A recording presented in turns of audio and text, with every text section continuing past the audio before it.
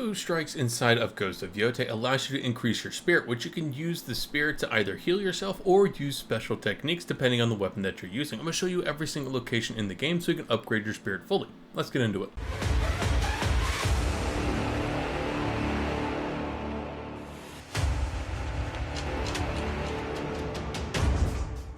Now, as soon as you load into the game and make your way to your home, you're actually able to interact with the very first bamboo strike in the game. This is giving you a full introduction inside of the game of how you actually interact with bamboo strikes, what you need to do at every bamboo strike location. It's a very simple introduction and really one that you don't want to miss. This is also supposed to be the simplest bamboo strike, kind of ease you into all the difficult ones that come throughout the entire game. But again, this is a very easy one to get right from the start. Now, sticking in the Grasslands, there are several other bamboo strike locations specifically inside the Grasslands. One's going to be pretty much smack dab in the middle, right at this location I'm showing you here, next to one of the guard towers you can use to scout out the rest of the area of the Grasslands to kind of interact with different points of interest. This one, you're going to have a small cutscene where you interact with an NPC that is in front of the bamboo strike that still allows you to just use the bamboo strike in general, but there is a small interaction along with it. Another bamboo strike location is on the western side of the Grasslands, all the way towards the mountains near the Yotei River. You'll be able to find this on a small hillside. You may actually be brought here by a couple different animals, but more than likely you're going to be led here by a golden bird.